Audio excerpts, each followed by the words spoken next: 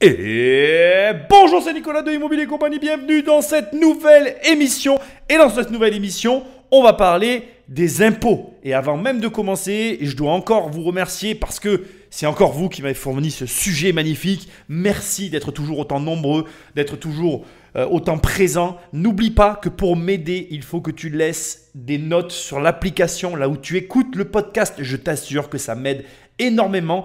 On est de plus en plus nombreux et je suis vraiment, mais alors très heureux de faire cette émission parce que cette émission, et alors là vraiment c'est hyper important, tu dois la partager au plus grand nombre. C'est une émission d'intérêt public. Toute la famille des investisseurs doit écouter cette émission sans aucune modération. On va parler des nouvelles méthodologies de travail des impôts. On va parler de leur fourberie. On va parler de leur nouvelle façon de travailler. Et on doit vivre avec eux. Je veux dire, c'est un organisme qui fait partie de l'écosystème dans lequel on évolue. Et comme tout bon investisseur de la famille des investisseurs, on doit apprendre à se mouvoir dans cette jungle dans laquelle certains prédateurs qui se prénomment les impôts nous targetent, nous convoitent et tentent de venir grappiller des petits boursoufs. Bon, t'as compris. Ici, l'idée, en fait, c'est qu'on m'a envoyé donc un très très court passage que je vais analyser avec toi. On va voir les nouvelles méthodologies de travail des impôts. On va voir comment, en fait, tout cela fonctionne et on va avancer petit à petit, finalement, dans ce méandre des impôts, dans ce nouveau système auquel on est confronté. Et tu vas voir qu'il y a des choses très amusantes qui me font drôlement sourire. Parce que je trouve que la situation est vraiment très ironique. Mais ça, on va le découvrir ensemble. Avant même d'attaquer, et comme d'habitude, je t'invite à télécharger les 100 premières pages de mon livre « Devenir riche sans argent » ou aller sur mon site pour récupérer le livre et le recevoir dans ta boîte aux lettres. Sinon, on peut travailler ensemble. Tu vas sur Immobilier Compagnie, dans l'onglet « Programme », il y a un seul programme. Tu cliques et on bosse ensemble. C'est aussi simple que ça. Donc sans plus de transition, on va attaquer avec ce sujet que sont les impôts. Attention, cette émission risque d'être un petit peu plus courte que d'accoutumée, mais néanmoins beaucoup plus intéressante, beaucoup plus captivante car c'est un sujet qui nous touche tous. Partage allègrement, on a tous besoin de l'entendre, c'est vraiment mais très important. Le fisc peut aller très loin. L'administration pourra aller fouiller dans vos comptes, mais regardez seulement ce que vous publiez dans vos réseaux publics, Facebook, Twitter ou encore Instagram. C'est une pratique qui existait déjà, mais désormais, c'est officiel. Bon, cette intro, elle est juste là pour te rappeler ce qu'on sait déjà. Le fisc a un regard sur tes comptes et il a un regard sur tes comptes de tes réseaux sociaux. L'élément très différent de ce qui pouvait se passer avant, c'est qu'avant, c'était consulté, c'était donc consultatif, c'était un élément à charge, mais ce n'est pas à charge de preuve. Et là, on t'informe donc, à partir d'aujourd'hui, tous les comptes des réseaux sociaux, tout ce que tu peux publier partout, devient une source d'information officielle reconnue par les impôts. Donc, ça veut dire que fais très attention à la cohérence maintenant de ta vie par rapport à tes réseaux. Le tout, c'est pas de te prétendre riche si tu ne l'es pas, ça pourrait déclencher un contrôle fiscal. Mais au demeurant, indépendamment de ce point-là qu'on va avoir l'occasion de développer dans cette émission, il y a tout de suite quelque chose que je veux souligner. Réseaux sociaux, sociétés des GAFA, qui sont, je te le rappelle, les plus gros pourvoyeurs de fonds, ou en tout cas, je ne devrais pas dire ça comme ça, ce sont les plus gros évadés fiscaux de tous les États du monde. Et aujourd'hui, officiellement, donc ces personnes qui ne payent pas les impôts de notre pays, ceux-là même fournissent à notre administration les outils nécessaires pour pouvoir nous coincer, pour pouvoir nous infliger un redressement fiscal. Alors, d'un point de vue moral, j'ai envie de te dire, ça vole pas très haut. C'est-à-dire que je vais te le dire autrement. En gros, on utilise un outil d'un mec qui gruge pour venir te choper parce que lui, tu comprends, de toute façon, on ne peut pas le pécho. Et comme on ne peut pas attraper le principal, c'est-à-dire le patron de Facebook, le patron de Google, le patron de Twitter, parce que de toute façon, c'est des montages alambiqués dans des juridictions beaucoup plus puissantes que la France, bien comme on ne peut rien faire contre eux, on va venir te chercher toi, pauvre petit utilisateur. Et je trouve que c'est relativement ironique cette situation parce qu'au bout du compte, j'aimerais bien savoir si demain on retournait la preuve contre l'administration fiscale, est-ce qu'elle serait valable? Alors juridiquement, je pense que oui, puisque s'il y a identification des personnes sur la photo, sur le poste, s'il y a la géolocalisation qui confirme les éléments à charge, je pense que malheureusement, juridiquement, il n'y aura pas de débat en fait, il n'y aura pas de discussion, mais moralement, je trouve que c'est très limite. Ça montre vraiment que notre système a un problème interne et vraiment j'insiste sur le moral, c'est-à-dire la capacité qu'on va avoir à utiliser quelque chose qui, sur le fond, n'est pas cohérent, n'est pas correct, mais qui sert le dessein de celui qui contrôle et qui donc dans ces cas-là devient correct. En gros, c'est comme si demain tu te mettais à vendre de la drogue et que tu devenais contrôleur fiscal tout en étant dealer. Il y aurait quand même moralement une problématique à se faire contrôler par un dealer de drogue. Tu te dirais bon, je veux bien me faire contrôler, mais tu n'es pas complètement clean toi non plus. Alors mon image est un petit peu tirée par les cheveux, mais là où je veux en venir, c'est que personnellement, ça m'embêterait quand même assez fort qu'un gars qui finalement utilise les réseaux sociaux me coince avec ces derniers alors que le réseau en question est lui-même en infraction fiscale. Je trouve ça assez amusant. Pour mémoire, et pourquoi je te parle de tout ça? Parce qu'à l'époque de Jean-François Hollande, quand il était président, roi, eh bien, je ne sais pas si tu te rappelles, il était allé voir Google pour discuter avec l'entreprise en question. Et Google ne l'avait pas reçu. Il avait été reçu par la secrétaire qui lui avait simplement fait dire, la légende raconte, tu me confirmeras si c'est vrai ou si c'est faux, je n'ai pas fait de vérification sur ce point-là aujourd'hui, mais ce n'est pas grave. La légende raconte que simplement la secrétaire lui avait dit que la réponse était non puisqu'il était allé voir Google au siège dans l'espoir de renégocier une fiscalité plus juste. Et alors vraiment, voilà, pour moi, on touche vraiment du doigt à toute la problématique qui se passe aujourd'hui en France, ce système finalement que l'on ressent comme étant à deux mesures, c'est-à-dire que d'un côté, nous, pauvres citoyens qui n'avons pas finalement le choix, on subit de plein fouet les décisions de nos dirigeants, et à l'inverse, les personnes qui, elles, ont le choix, qui ne vivent même pas sur le sol, ceux-là même sont inaccessibles parce que notre gouvernement, notre force de frappe internationale ne pèse absolument plus dans la balance et qu'on n'est pas capable de faire valoir notre voix dans ces pays-là. Les États-Unis, bon, parmi les meilleures puissances, les premières puissances mondiales, la France qui représente un tout petit pourcentage du chiffre d'affaires du monde. Il faut savoir qu'aujourd'hui, devant la France, mais largement loin devant la France, il y a même le Japon qui pèse plus dans l'économie mondiale que la France. C'est dire à quel point aujourd'hui on se sent finalement lésé, parce que c'est le terme, et c'est ça le fond du problème. Je pense qu'en France, on pourrait vivre la situation différemment si jamais on se sentait moins lésé, si notre ressenti par rapport aux lois, par rapport à la fiscalité, était moins de la subir de façon écrasante. Et c'est quelque chose de très important. Et finalement, pour moi, tu dois tirer un enseignement dès la première introduction de cette émission sur les impôts, c'est que le grand malheur de la fiscalité française, ça n'est pas en elle-même la fiscalité, c'est le sentiment qu'elle véhicule.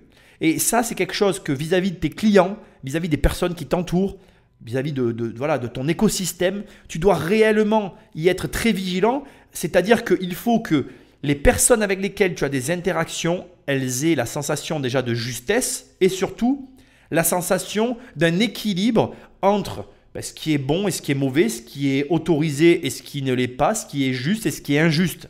Aujourd'hui, en France, je pense qu'un des points de douleur vis-à-vis de la fiscalité française, c'est qu'on se sent dans un climat d'injustice totale par rapport aux autres fiscalités tout autour, par rapport à la façon dont ça peut se passer ailleurs, par rapport aux règles qui sont mises en place, par rapport à la surréglementation, parce qu'on est écrasé de règles. On en est à un point où aujourd'hui, moi j'entends de plus en plus des gens qui disent, et moi je fais partie de ceux qui le disent, dites-moi ce que j'ai le droit de faire, parce que je ne sais plus ce que j'ai le droit de faire. Tout est interdit, tout est écrit, réglementé, encadré. Il y a un moment donné où, en tout cas, par exemple, chez moi, la liberté est sans doute la valeur la plus forte, c'est la valeur que je défends le plus. Et on en arrive à un point où il y a des gens qui arrivent à ne plus se sentir libres dans ce pays, tellement il y a de choses qui se passent. Et la fiscalité est une des premières raisons pour laquelle les gens ne se lancent pas à leur compte, n'osent pas investir. Quand je parle avec qui que ce soit, la première chose que les gens me parlent, c'est la fiscalité, parce que les gens la subissent, parce que les gens n'arrivent pas à la gérer, parce que c'est quelque chose qui est lourd. Et aujourd'hui, on en a marre. Et quand une population entière s'entend, alors que je veux dire que la population française ne s'entend pas sur tout un tas d'éléments, mais si tu parles de la fiscalité avec tout le monde s'entend. On en a marre. Il serait peut-être temps qu'il y ait quelqu'un qui arrive et qui prenne le taureau par les cornes et qui supprime à tout va. Alors Jean-François Macron a supprimé, ça m'arrache de le reconnaître parce que j'aime pas plus ce Jean-François que les autres, mais il a quand même supprimé beaucoup de choses, mais à mon avis, pas assez. Et vu ce que tu vas écouter là, tu te sens, moi en tout cas, je me sens plus, même plus dans une absence de liberté. Ça fait, tu vois, écoute, tu vas arrêter de parler, écoute ce qui va être dit. C'est très, très étrange, tu vois, l'émission va te mettre à l'heure. Et vraiment, j'insiste, mais réfléchis avant de poster sur tes réseaux sociaux. Patrick Magnéto. Moi, je fais du contrôle fiscal et souvent, l'administration fiscale a énormément d'informations sur un contribuable. Les personnes qui ne déclarent rien et qui partent en vacances toute l'année en prenant des photos et en les postant sur Facebook, elles ont tout intérêt à arrêter de le faire. Hein. Alors ici, on a une fiscaliste qui t'explique qu'en réalité, l'administration fiscale est très, très bien renseignée sur chacun d'entre nous. Et tu vas voir, elle est plus que bien renseignée. Quand tu vas tout écouter, ça fait même presque froid dans le dos. Et ça implique donc, par contre, et c'est là que ça devient intéressant, qu'il y a une énorme méconnaissance fiscale dans ce pays. Et honnêtement, dans un sens, j'ai presque envie de dire que je le comprends, on n'a pas envie de s'attaquer ou en tout cas de commencer à réfléchir à quelque chose d'aussi compliqué que la fiscalité française. Et pourtant, j'aimerais juste ici dans cette émission te soumettre une problématique à laquelle je voudrais simplement que tu essayes de réfléchir. C'est-à-dire que, regarde, comment veux-tu régler une problématique à laquelle tu tournes le dos?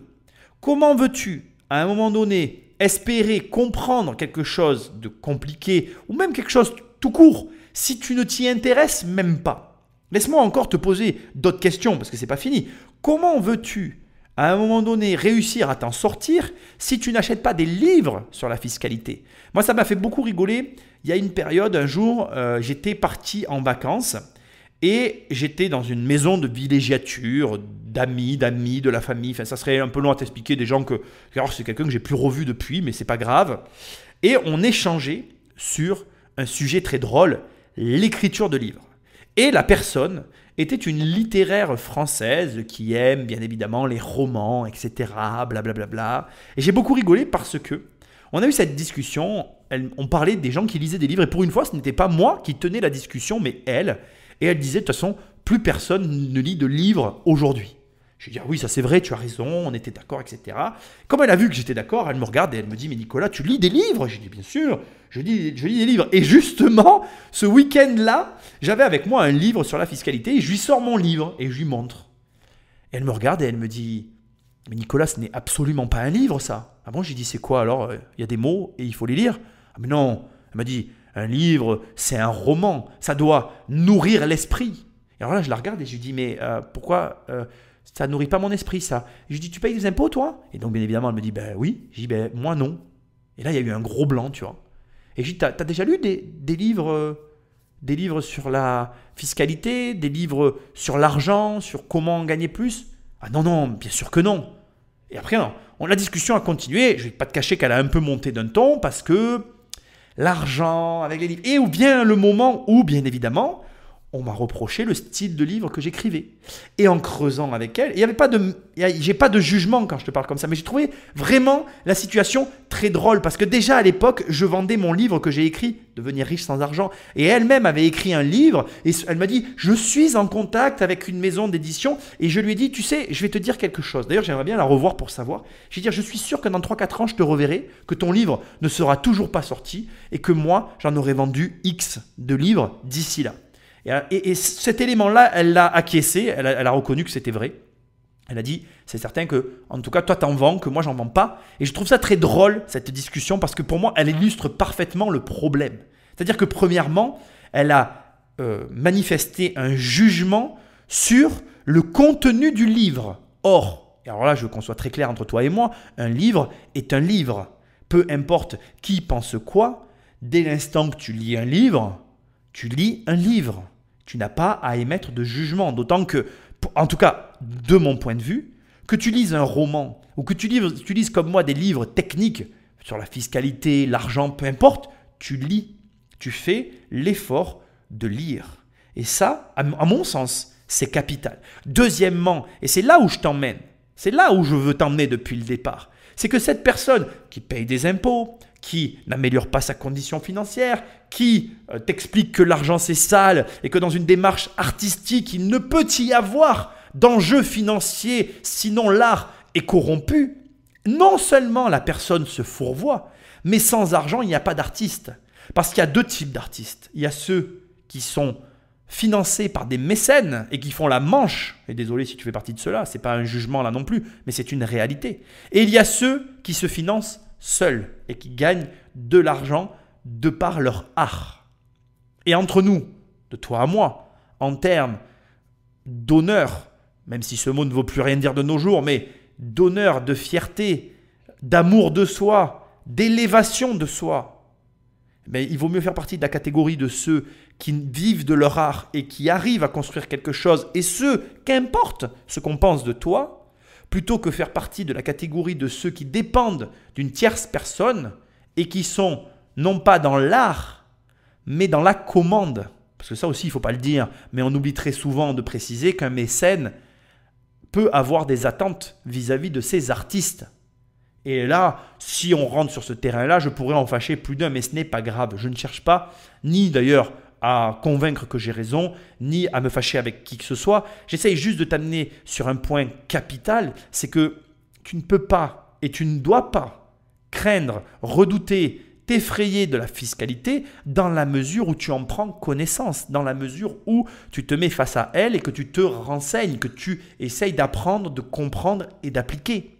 Mais bien évidemment, et nous sommes tous d'accord, on a peur de quelque chose qu'on ignore. Mais dans un cas comme celui-là, la fiscalité française, les impôts, le fisc, cette ignorance, elle n'est pas justifiée. Elle est liée à ton comportement vis-à-vis des impôts. Alors oui, je ne vais pas se mentir, c'est difficile, ça n'est pas drôle. Pour avoir dans ma formation tout un module sur la fiscalité, je suis le premier à insister, à souligner, à répéter et à bien préciser de ne pas se l'enfiler d'un seul coup, de ne pas ne faire que le regarder parce qu'il devient très rapidement indigeste.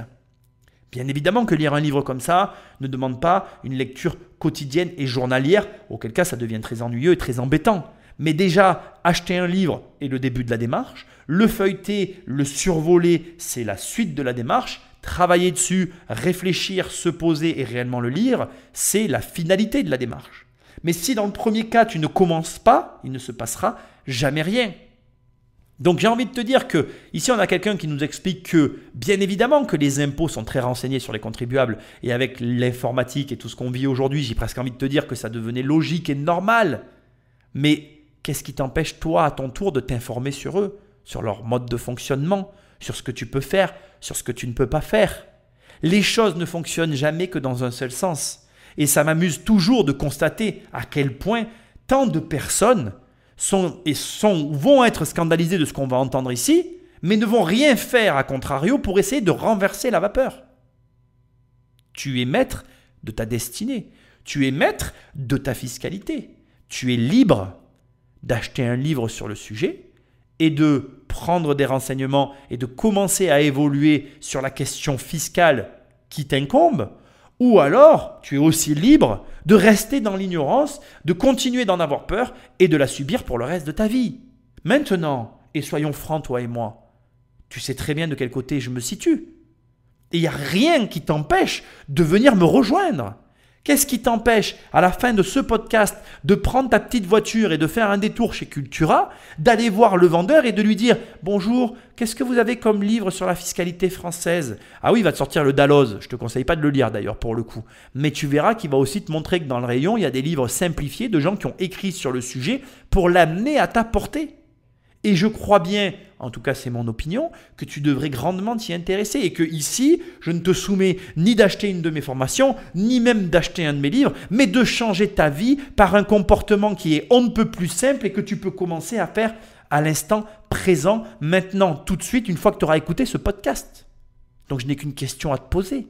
Qu'est-ce que tu attends ? Pourquoi? Parce que l'ensemble de ces données de réseaux sociaux, ils vont alimenter ce qu'on appelle un data mining, un très grand réseau d'informations géré par l'intelligence artificielle. C'est clair. Il y a un an, si le fisc en avait après vous, il allait appeler votre banque, par exemple, et lui demander plus de détails, vos relevés bancaires, par exemple. Et la banque, à ce moment-là, s'exécutait. À partir de maintenant, ces transmissions sont automatiques. Le fisc ne demande plus rien. La banque, chaque mois, envoie tous vos relevés bancaires directement au fisc. C'est pareil pour toutes les organisations sociales. La CAF, le RSA, le Pôle emploi envoient directement. J'arrête ici, on va avoir d'autres informations, ça va continuer. On va un petit peu rentrer dans les explications plus techniques. Je pense que c'est intéressant. Donc l'article 154 de la loi des finances de 2020 autorise les administrations fiscales et douanières à titre expérimental pour une durée de 3 ans à collecter et exploiter au moyen de traitements automatisés les données publiées par les internautes sur les plateformes de mise en relation, donc les réseaux sociaux, etc. Ici, l'administration fiscale, elle veut renforcer ce qu'elle va appeler tout ce qui est fraude fiscale et douanière particulièrement grave. C'est-à-dire que ici, ces démarches, elles vont surtout cibler tout ce qui est fausse domiciliation fiscale à l'étranger, activité commerciale occulte, activité illicite telles que la contrebande de tabac ou le commerce de stupéfiants. Et toutes ces données vont être donc collectées, croisées par donc une petite cellule de 26 personnes. En tout cas, c'est les renseignements que j'ai pu trouver. Il faut que tu saches qu'au moment où j'enregistre cette émission, comment on va dire, le recrutement de ces 26 personnes a été réalisé, que c'est une cellule spéciale auprès de la DGFiP et que ces personnes-là, il manque encore un petit peu quelques profils pour compléter complètement la cellule spécialisée, mais que globalement, ils sont opérationnels. Ils ont investi énormément d'argent. Je ne vais pas rentrer dans la technique parce que je n'ai pas envie de rendre cette émission indigeste à l'écoute.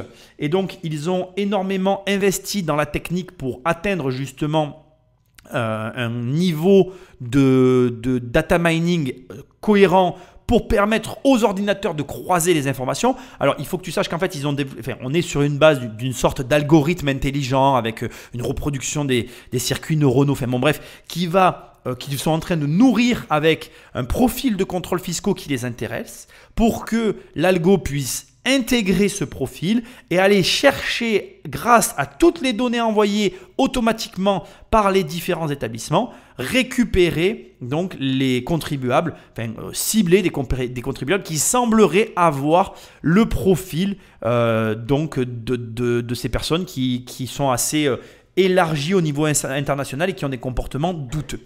Alors juste pour te donner des chiffres, tout ça est en place à peu près depuis 2018, d'accord ?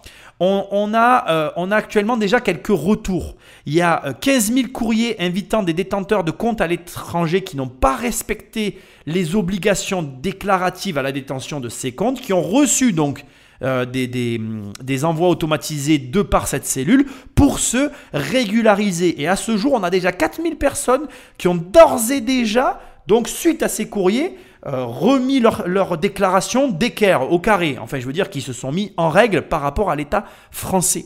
Et donc, on parle quand même, juste pour te donner des ordres d'idée, de 85 millions d'euros de droits et pénalités qui ont été rappelés suite, ne serait-ce que à cette situation dont je fais état ici. Donc, il y a beaucoup d'argent en jeu et on a un système qui est en train de se mettre en place via l'informatique qui devait arriver de toute façon, qui est aussi en train de se mettre en place et qui va donc pluridisciplinairement croiser l'information qui te concerne. Donc, comme tu l'as entendu, je ne vais pas répéter ce qu'elle a dit, et permettre à une machine de détecter si oui ou non, premièrement, tu as le profil pour être un contribuable douteux, et si oui ou non, dans tes comportements et dans ce que tu déclares et ce que tu ne déclares pas, tu es dans les règles ou pas. Ça veut dire que ça se durcit, ça veut dire que ça s'automatise, ça veut dire que ça va aller plus vite, ça veut dire que aussi tu vas devoir être plus vigilant, ça veut dire que tu vas devoir être mieux à même de répondre à ces questions de fiscalité. Et là, je fais écho à ce que je te disais tout à l'heure.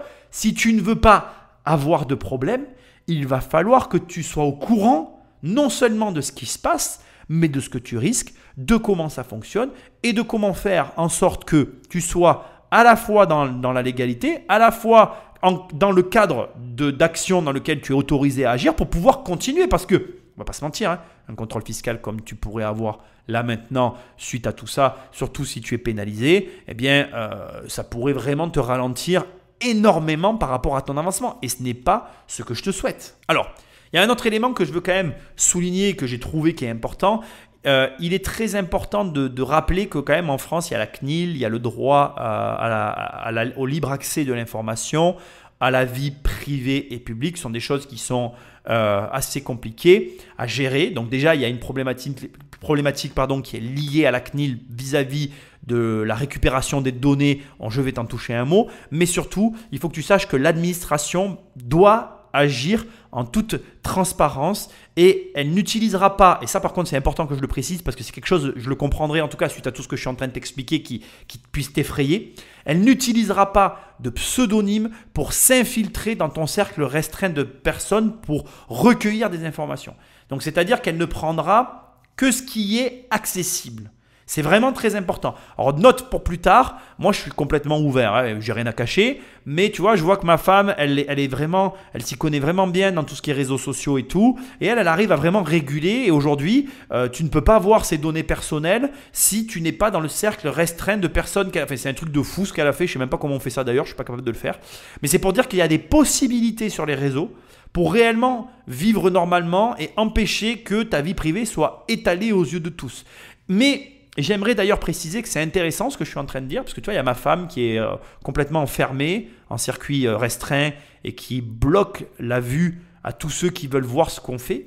Et à l'opposé, il y a moi qui étale tout et qui n'a aucun problème à étaler. Et je pense d'ailleurs que l'idéal, c'est mon opinion, c'est que si tu n'as rien à cacher, autant montrer ce que tu as à montrer. Enfin, en tout cas, c'est mon opinion. Parce que je pense qu'à l'inverse, se cacher, pour moi en tout cas, c'est plus suspicieux. Mais c'est un problème de réflexion. Et en même temps, c'est elle aussi qui a raison dans le sens où tu te caches parce que, à un moment donné, tu n'as peut-être pas non plus envie d'étaler ta vie aux yeux de tous. Mais bon, tu comprends ce que je veux dire. Maintenant, un mot sur les données personnelles et la CNIL. Déjà, il faut que tu saches que c'est une expérience qui s'arrêtera en 2023 avec un bilan définitif. Il va y avoir un bilan intermédiaire qui sera dressé mi-2021, donc qui a déjà dû être dressé.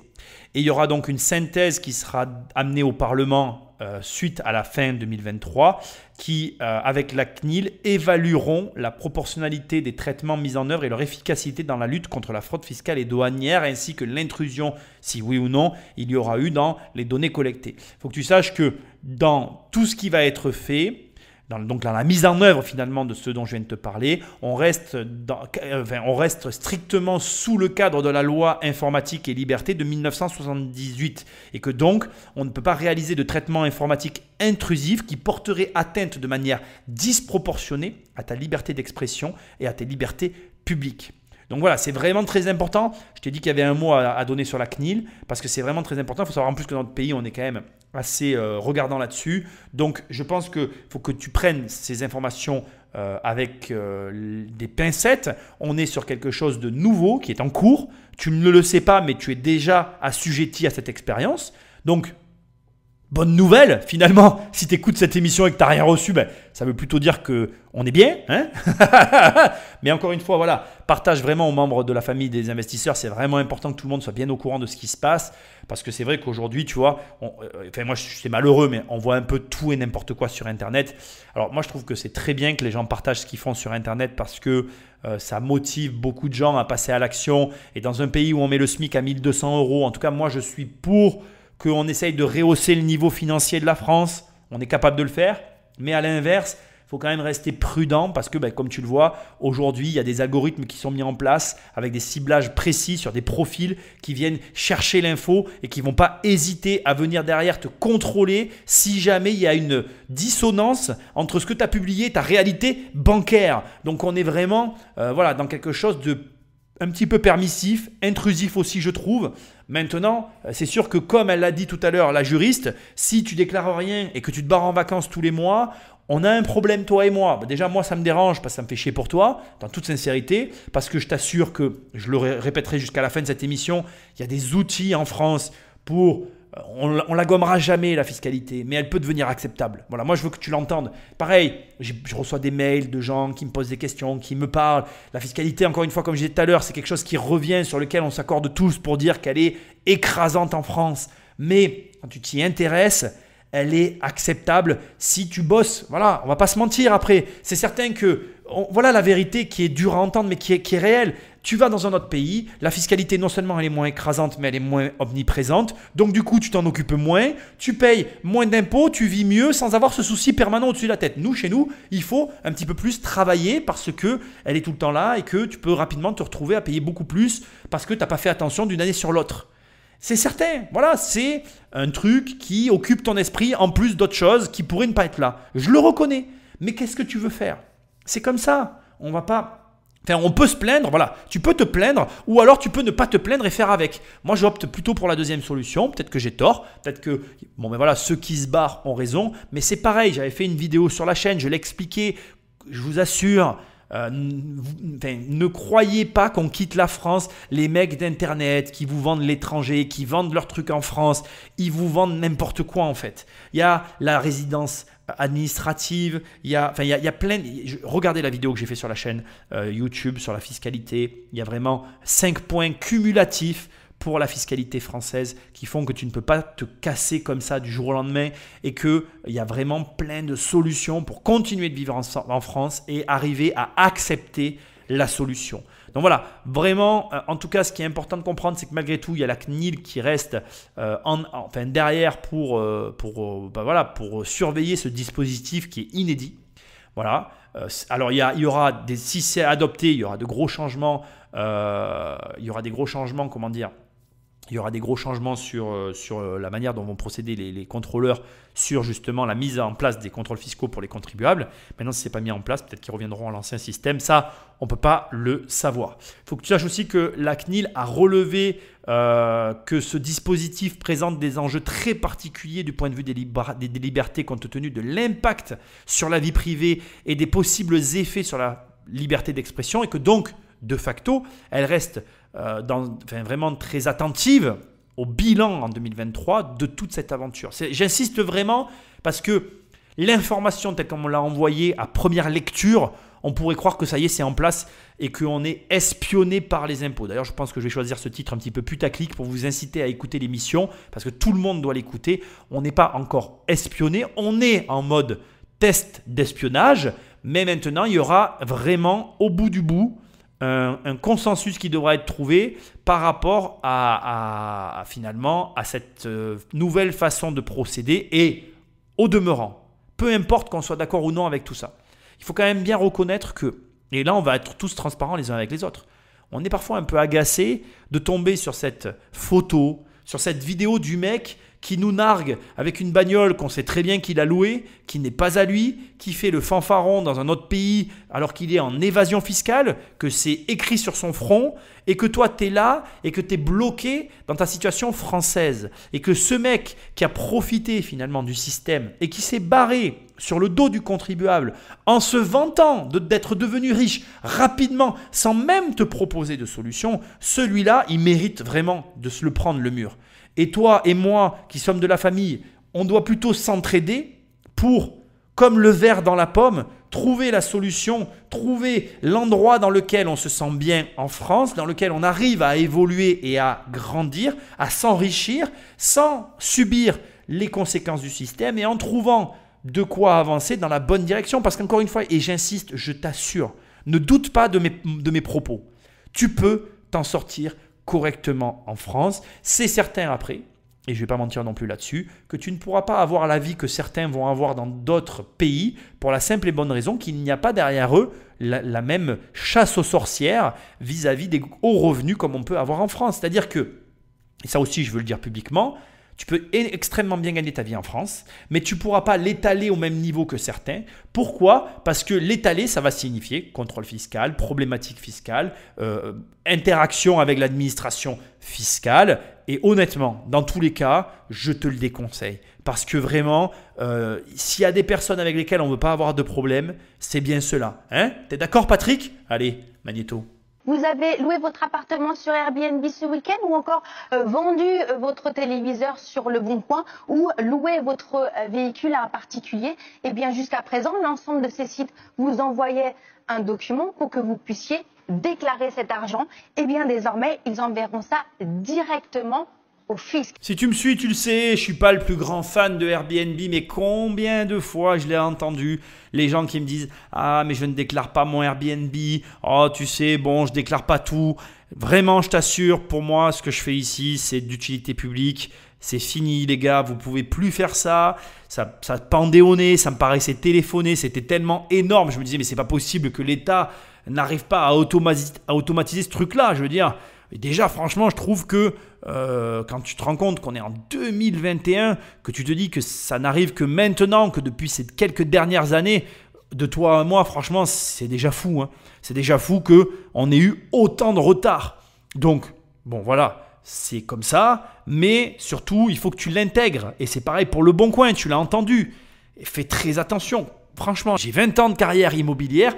Tu n'imagines pas combien de fois j'ai entendu des gens me dire « Ah, je vais à la banque amener l'argent que j'ai récupéré, nanani, nanana. » Incroyable, incroyable. Et encore une fois, c'est encore moins incroyable que depuis tout ce temps, l'État n'était pas en mesure de le vérifier. Bon, ça c'est encore pour moi le pire du truc. C'est encore pour moi une preuve de l'incompétence de l'autre côté qu'on peut avoir. Bien que, honnêtement, quand j'ai fait les recherches sur cette fameuse brigade, je suis assez bluffé. Bon, pour te donner des chiffres, j'avais dit que je ne les donnerais pas, mais j'ai quand même envie de les donner. On parle donc du Fonds de la transformation de l'action publique, FTAP, pour aider les administrations à se transformer. Donc là, on parle vraiment de toutes les administrations de manière générale et d'optimiser finalement les administrations françaises. Elles en avaient quand même besoin. Et il y a eu 700 millions d'euros qui ont été débloqués pour 5 ans afin d'accompagner les administrations publiques à l'échelon national ou déconcentrées dans leurs projets de transformation. Je te laisserai faire des recherches. C'est assez impressionnant. On a des gros budgets qui ont été alloués pour justement ce changement. Tu comprends un petit peu mieux maintenant ce qu'il y avait derrière finalement le prélèvement à la source. Et pour moi, tout est lié. Donc, toujours, c'est de mon analyse personnelle. Je pense que le prélèvement à la source est arrivé un petit peu tôt. En tout cas, toutes les personnes avec lesquelles j'ai pu parler qui travaillent dans l'administration fiscale m'ont toutes dit que l'arrivée était un peu prématurée, qu'ils n'étaient pas prêts. Mais ils sont en train de s'organiser. Et il faut bien que tu comprennes que dans les années qui arrivent, tout va être automatisé et qu'on va être dans une situation totalement différente de celle qu'on a vécue auparavant, tant au niveau de tes déclarations qu'au niveau de tes mouvements financiers, qu'au niveau de ton rapport justement à l'administration fiscale. Et, c'est pas terminé, il y a vraiment des changements qui vont aussi s'opérer à l'intérieur. Je trouve que parmi ceux qu'ils veulent mettre en place, il y a des choses qui peuvent être utiles. Après, c'est toujours pareil. Moi, ce qui m'effraie toujours avec la France, c'est qu'on est dans les deux extrêmes. Soit on est trop dans un sens, soit on l'est trop dans l'autre. Et j'ai peur qu'il n'y ait pas de demi-mesure. Mais bref, ici, ce que je veux que tu gardes dans un coin de ta tête, c'est que maintenant, ne pas me déclarer tes revenus locatifs, ne va pas les cacher. Là, déjà, c'est trop tard. L'administration fiscale reçoit tous les mois tes relevés de compte. Donc, ne fais pas cette erreur grossière. Et je t'assure, je parle comme ça parce que je sais la vérité. Je sais qu'il y a énormément de gens qui font ça. Il y a beaucoup de personnes qui ne déclarent pas leurs revenus locatifs, qui ne déclarent pas certaines catégories de leurs revenus, comme par exemple Le Bon Coin. Et c'est une énorme erreur. Aujourd'hui, tout est envoyé en automatique. Vraiment, vraiment, vraiment, partage tout ça autour de toi. Tout le monde doit le savoir. Personnellement, moi, je n'ai pas envie que qui que ce soit, je souhaite ça à personne. Un contrôle fiscal, je le souhaite à personne. C'est comme quand on est sur la route. Si tu as l'occasion de pouvoir alerter les autres en face qu'il y a une patrouille de police, c'est pas bien. Mais ça permet de limiter la casse. On est assez pressurisé. Peut-être que c'est moi qui fais appel de phare qui prendrai le PV, mais c'est pas grave. Je me dévoue, je perdrai le bras et je te raconterai la suite. Ton humble serviteur est là pour t'aider. Un fisc très bien informé et surtout maintenant bien équipé, une police fiscale vient d'être inventée. Elle siégera directement dans le ministère de l'économie, elle pourra vous mettre sous écoute, diligenter une filature, utiliser la géolocalisation pour savoir où vous vous trouvez et même demander des perquisitions. Alors, il faut que tu saches aussi qu'il y a une chose qui n'est pas dite dans le reportage, c'est qu'ils vont avoir des armes. Ils sont armés. En fait, la brigade dont elle te parle ici est une brigade armée. Cette brigade a pris ses fonctions en juillet 2019 et ils sont montés au nombre de 40 comment je vais dire, policiers fiscaux dans la brigade qui sont censés débusquer les gros faiseurs. Donc on parle de quoi? On parle de personnes physiques comme entreprises qui manœuvrent pour égarer l'administration en multipliant les comptes cachés via des sociétés écrans, en utilisant par exemple, entre autres, les fausses identités. Donc on ne parle pas du menu fretin, on ne parle pas de tout le monde. Et là, je vais encore reprocher à la télé poubelle de sous-entendre qu'on est tous dans le giron de cette police. Ça n'est pas vrai.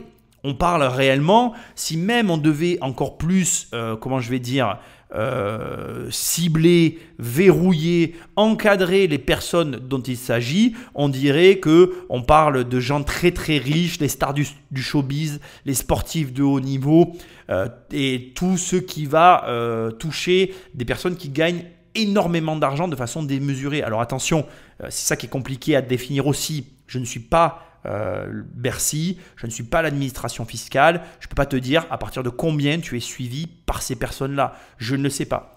Ce que je peux te dire, c'est que la France, elle perd 100 milliards d'euros par an par rapport aux fraudeurs dont il est question ici.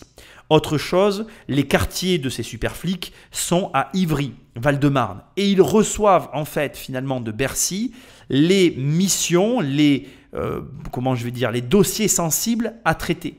On parle à peu près de 1000 dossiers par an à traiter.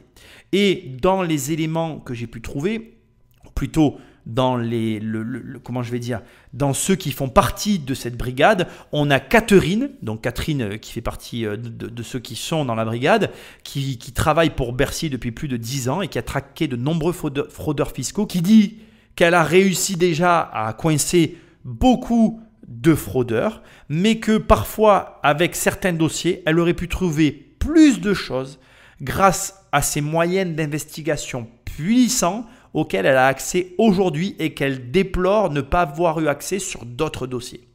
Donc, bon, on parle vraiment, encore une fois j'insiste, de très gros fraudeurs, mais il faut savoir que ça existe et il faut savoir que je ne suis pas en mesure de te donner à partir de quel montant bien finalement, tu peux être amené à rentrer dans le cadre de cette brigade d'intervention. Donc, je ne pense pas que...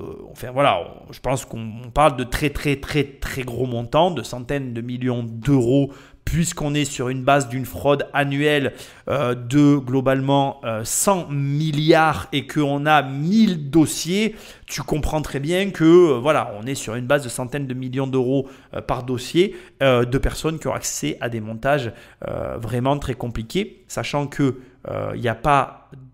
que ces agents-là ne s'occupent pas de la fraude à la TVA, qui elle aussi, comme elle est très complexe en France et qui a énormément de niches, est en soi aussi un énorme manque à gagner pour le fisc, et qu'elle ne s'emploie pas non plus à aller s'attaquer aux cascades de montages financiers complexes, extrêmement complexes, comme on peut trouver dans le blanchiment d'argent et dans les sociétés tentaculaires multinationales, où là, quasiment, il faudrait des agents dédiés pour travailler sur ces dossiers. Donc vraiment, j'insiste parce que tel que c'est déclaré là, on pourrait croire que c'est pour le commun des mortels. Je te le redis, je ne le sais pas. Je pense aussi que, comme je t'ai dit tout à l'heure, on est dans une phase de test. Donc je les vois assez bien essayer de tester le processus sur des gens comme nous, parce que je pense qu'ils auraient des surprises. Mais au demeurant, sois vigilant, parce que ça fait quand même peur, hein. Géolocalisation, écoute de téléphone, filature, il y a de quoi quand même s'inquiéter un peu. Pour moi, ça fait légèrement dictature. Moi, encore une fois, qui suis un amoureux de la liberté, je veux dire, ça serait peut-être plus simple de juste baisser les impôts, tu vois. Peut-être que si on payait un peu moins d'impôts dans ce pays, peut-être qu'il y aurait moins de gens qui auraient envie de le frauder. Quand l'impôt devient injuste, je ne trouve pas injuste que des gens essayent de le payer à sa juste mesure. Ça reste que mon opinion, je suis ouvert au débat, mais je trouve que chez nous, en tout cas, c'est un petit peu abusé. Enfin, regardez, ça c'est une pratique qui vient des pays anglo-saxons. Vous savez, l'argent, la France, généralement, va être un petit peu discret. Alors quand quelqu'un était pris en flagrant délit, on ne disait rien. Eh bien désormais, c'est le name and shame. Si vous êtes pris, si vous êtes fraudeur, eh bien votre nom pourrait apparaître dans la presse.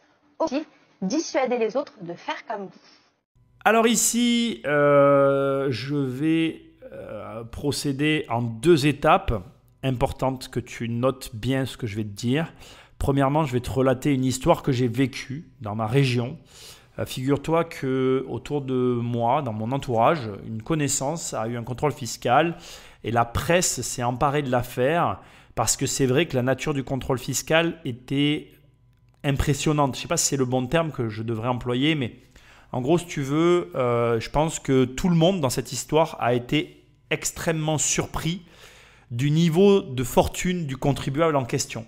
Et donc, du coup, la presse a fait un article. Donc, on parle d'un article écrit que j'ai lu, parce que je trouvais ça intéressant. Maintenant, indépendamment de ce que j'ai pu trouver intéressant, je trouve marrant de mettre en avant... En fait, la première écoute de ce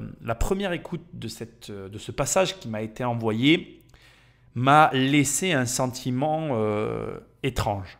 Je suis ressorti de là un peu mal à l'aise. Je me suis dit, waouh, c'est grave ce qui est en train de se passer, etc. Puis j'ai fait tout le travail de recherche que j'ai fait pour l'émission, comme tu peux le voir.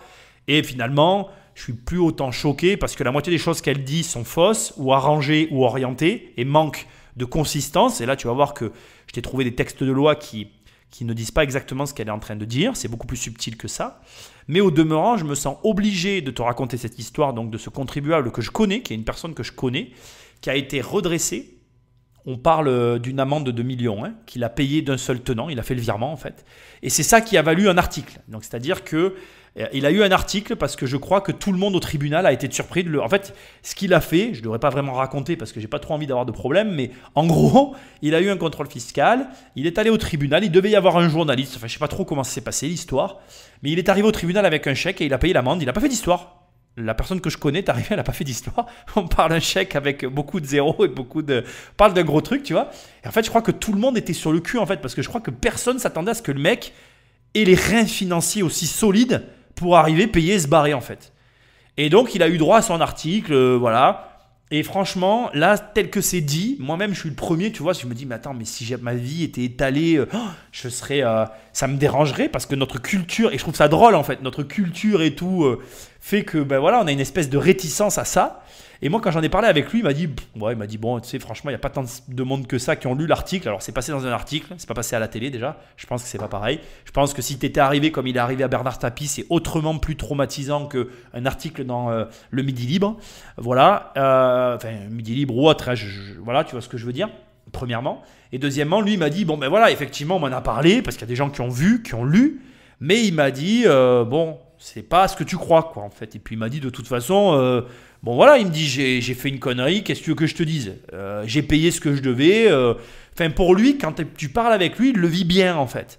Et c'est rigolo de voir ce décalage. Moi, ça m'a fait du bien et j'avais envie de te raconter cette histoire. Alors certes, je te le souhaite pas. Et si je fais cette émission, c'est parce que je veux pas que ça t'arrive. Je le souhaite à personne en fait. Franchement, j'ai tellement pas envie que ça arrive ni à moi ni à personne, même à mon pire ennemi. J'ai pas envie que ça lui arrive en fait. J'ai envie que ça arrive à personne. Voilà, c'est le truc que je souhaite vraiment à personne. Donc je fais cette émission pour ça. Et donc vraiment, mais j'ai quand même envie de te témoigner que voilà, j'ai quelqu'un à qui c'est arrivé, qui en plus il se trouve qu'il a eu un article dans la presse et qui s'en fichait, mais alors royalement, trop drôle quoi, voilà, trop drôle, enfin trop ironique, plutôt ça d'ailleurs. Par rapport au contexte où je raconte, c'était réellement ironique. Maintenant, on va passer à la deuxième partie qui elle est beaucoup moins drôle, d'accord? C'est que en fait, comment je vais dire, là ce qu'elle te dit n'est pas vrai. Et c'est là où tu te rends compte du pouvoir néfaste de la télévision. D'accord? Donc, écoute bien, la loi du 23 octobre 2018 relative à la lutte contre relative à la lutte contre la fraude fiscale introduit la possibilité du name and shame, mais uniquement pour les personnes morales. Et elle ne le dit pas. C'est tellement grave. Et ça m'énerve parce que, en réalité, c'est là que tu vois que vraiment, alors petite précision pour ceux qui écoutent et qui n'ont pas de notion technique, personne morale égale société. Personne physique égale toi et moi. Et encore une fois, j'insiste, la personne que je connais, il lui est arrivé ce qui lui est arrivé, à mon avis, parce qu'il devait y avoir un journaliste ou que quelqu'un a bavé à un journaliste. Je ne sais pas trop comment c'est possible, mais en tout cas, l'article est arrivé suite à une retranscription de ce qui s'est produit. Mais ça n'est pas quelque chose de régulier. C'est la seule personne qui je connais à qui c'est arrivé. Je connais d'autres personnes qui ont eu des contrôles fiscaux, ils ne sont pas passés dans la presse, je te rassure. Bref. Je continue. L'article 18 du texte est venu codifier un nouveau paragraphe dans le Code général des impôts, CGI, article 1729 A bis. Celui-ci précise que les amendes ou majorations appliquées à l'encontre des personnes morales à raison de manquements graves caractérisés par un montant de droits fraudé d'un minimum de 50 000 € et le recours à une manœuvre frauduleuse, là je ne te lis pas la suite parce que ça serait imbuvable, peuvent faire l'objet d'une publication. Une publication dont la durée ne peut excéder 1 an. Jusqu'à présent, Bercy ne dispose donc pas d'un outil juridique pour publier sur son site internet et ni les noms des particuliers qui auraient fraudé l'impôt. Alors il y a eu à l'Assemblée nationale des motions ou une loi qui ressemble au name and shame qui a failli voir le jour. Tu as notamment Émilie Cariou, ex-député LREM, qui était porteur du projet de loi contre la fraude. Mais ça n'a pas eu lieu. Donc, il ne faut pas qu'elle dise, la journaliste, ce qu'elle est en train de dire. C'est simplement pour les personnes morales, c'est encadré par un texte, dans un cadre bien précis. Et encore, voilà, il y aurait des précisions encore à donner, je ne t'ai pas tout lu. Donc, ne t'inquiète pas, on n'est pas encore tombé dans un état totalitariste, même si je reconnais qu'au premier abord, tout ceci peut paraître inquiétant et laisse quand même songeur. Hein. Je ne vais pas le remettre en cause. Je ne cherche pas à remettre en cause tout ce qui est en train de se passer. Je pense qu'on en arrive à ce point-là parce que l'État a de plus en plus besoin d'argent, il faut le reconnaître. Je crois qu'on arrive à un point de non-retour en termes de besoins financiers côté étatique. Je pense, et malheureusement c'est aussi une réalité, que par rapport aux habitants de la France, on en arrive aussi à un point de non-retour. On en a ras-le-bol, tout est taxé. L'abri de jardin du fond de ta baraque, la construction d'un petit garage en plus. Là maintenant, il y a une loi dans le Gard qui t'impose d'avoir des chaussettes de montagne parce qu'il y a des montagnes dans le Gard et que donc à Nîmes, il faut qu'on ait des chaussettes contre la neige alors que c'est le département le plus chaud de France. Mais bref, il y a un moment où on arrive dans une situation inextricable où les deux extrêmes, à savoir d'un côté l'État et de l'autre le peuple, sont à couteau tiré pour des raisons diverses, sauf que, et il faut quand même le rappeler, c'est l'État qui vote lui-même les lois. Je veux dire, ce sont eux qui ont voulu qu'on en arrive à ce point-là. Je pense qu'aujourd'hui, le contribuable n'attend plus qu'une chose maintenant, et rien d'autre, c'est la suppression des impôts et de ces règles totalitaristes, enfin, pour certaines. Voilà. Plus de liberté, moins de contraintes, ce serait le bienvenu. Après, moi, je n'incite pas à la haine, au contraire, je n'incite pas non plus à quoi que ce soit d'ailleurs. Je pense qu'il faut essayer de comprendre ce qui se passe. Le monde évolue, la fiscalité évolue. On a un pays comme la France qui est complètement dépassé par ce qui se passe dans le monde. Je pense notamment, moi tu vois, je parle avec des gens qui font de la crypto-monnaie, je parle avec des gens qui font plein d'activités financières diverses et variées. Aujourd'hui, je pense que l'État français, je te dis comme je le pense, ils mettent tout ça en place parce qu'ils sont dépassés complets. Ils sont out of the ring, total. Je pense sincèrement que la fuite des capitaux généralisée par la mondialisation les dépasse complètement. Je crois aussi que notre génération, indépendamment de tout ce que tu peux entendre, elle vit dans un monde avec une opportunité exceptionnelle. Ça n'a jamais été aussi simple et autant à ta portée de gagner de l'argent en grande quantité. Arrête de te soucier des impôts. Apprends à vivre avec eux et c'est le début de cette émission, sera la fin de cette émission. Va à Cultura, va à la FNAC, va dans une librairie. Il y a 2 choses à faire. À la fin de cette émission, tu as 2 choses à faire. L'obligation de lire un livre sur la fiscalité. Démerde-toi. Démerde-toi. Ne m'écris pas Nicolas, donne-moi une liste de livres. Va te faire voir ailleurs si je ne suis pas. Débrouille-toi. C'est ton travail. Je m'en fous. Je ne suis pas là à te dire ce que tu as à lire. Je m'en fous. Est-ce qu'on est bien clair, toi et moi? Tu te débrouilles. Tu es grand. Tu as 2 mains. Tu as des doigts. Tu as un téléphone qui est plus puissant que l'ordinateur qui a envoyé Apollo 1 sur la Lune. Alors tu peux lui demander quels sont les bons livres de fiscalité à ton téléphone. Hein. Viens pas m'embêter. D'accord? Et 2, apprends à gagner de l'argent en grande quantité. Point à la ligne.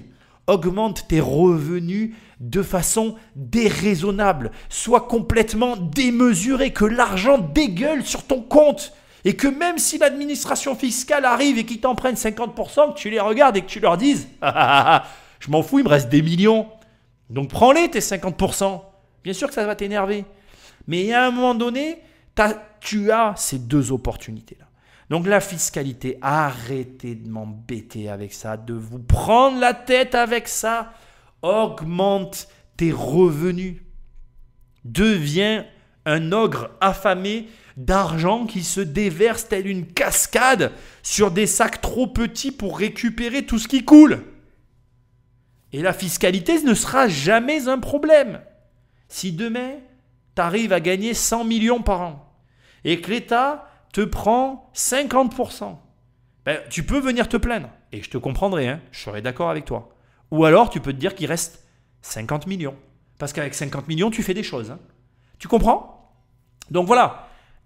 Bien évidemment, on est d'accord, si tu gagnes 100 millions par an, tu vas pouvoir te payer des assistantes juridiques, tu vas pouvoir te payer un staff qui va venir t'aider, qui va optimiser. Mais le truc qu'il y a, et c'est d'ailleurs la bonne manière de terminer, c'est qu'entre le mec qui peut se payer le staff et toi là, qui est là, qui galère entre tes 1005 et tes 3000 euros par mois, peut-être un peu moins, peut-être un peu plus, on s'en fout en fait de ce que tu gagnes. Pour être franc avec toi, j'en ai rien à voir. Bref, ce que tu gagnes actuellement. Et entre le gars qui fait 100 millions, il y a un fossé énorme, tu es d'accord? Bon, mais quelle est la première étape? Eh bien, la première étape, je vais te la donner. Comprendre la fiscalité. Voilà. OK? Deuxième étape, gagner plus. Tu vas me faire le plaisir de la travailler, ta fiscalité. Et une fois que tu l'auras travaillée, tu vas te mettre en position pour avoir plus d'argent. Et tu vas avancer. Et tu vas arrêter de te plaindre. Les impôts évoluent. Et c'est une information capitale à avoir dans son escarcelle. Mais devine quoi? Ils ont toujours un train de retard. On est en 2021. C'est-à-dire que les mecs utilisent le data mining alors que Facebook existe depuis déjà plus de 15 ans. Et ça veut dire que les mecs, il y en a qui n'ont pas déclaré Airbnb et il n'y a que à partir de maintenant qu'ils peuvent commencer à réellement vérifier. Mais tu réalises le retard qu'ils ont. Et tu vois, là, c'est vraiment intéressant. J'attends la toute fin de l'émission parce qu'en réalité, toi, tu peux être encore plus dans le futur qu'eux. Si aujourd'hui, ils sont dans le data mining, où tu devrais être toi? Parce que c'est ça la question. Qu'est-ce qui se passe aujourd'hui dans le monde où l'État n'est pas encore et où toi tu peux te positionner, qui va créer un gap entre eux et toi, de sorte que le temps qu'ils arrivent, tu aies le temps de faire fortune. Si tu arrives à penser comme ça, je suis vraiment pas inquiet. Tu vas m'écouter dans la prochaine émission et tu seras très heureux des conseils que je te délivre. Dernier point, mais c'est une petite parenthèse capitale, hein, parce que capital, tu as bien fait attention à ce qui s'est passé. Hein. Tu as vu comment, en faisant des recherches, j'ai plus que nuancé les propos de la journaliste. Sois très vigilant sur les informations. Croise l'info, réfléchis, même fais des recherches par-dessus cette émission sur tous les sujets que j'ai abordés. Sois vigilant. C'est complètement différent entre la police a le droit de te balancer dans la presse et elle n'a le droit que de balancer les personnes morales. C'est la même phrase, hein, mais ce n'est pas du tout pareil. Ça n'implique pas les mêmes choses. Donc, sois très vigilant sur l'information. J'insiste parce qu'une information de qualité est gage de mouvement ou plutôt d'enrichissement de qualité. Partage cette émission au plus grand nombre. Elle est d'utilité publique. Tout le monde doit savoir ce qui se passe avec les impôts. C'est capital. Laisse-moi des notes et un commentaire là où tu écoutes le podcast. Rejoins-moi pour bosser avec moi. D'ailleurs, dans ma formation, au passage, tu peux apprendre la fiscalité si tu as envie. C'est sous forme de vidéo. Sinon, tu peux télécharger mes livres, les 100 premières pages, devenir riche sans argent. Bref, tu fais comme tu veux.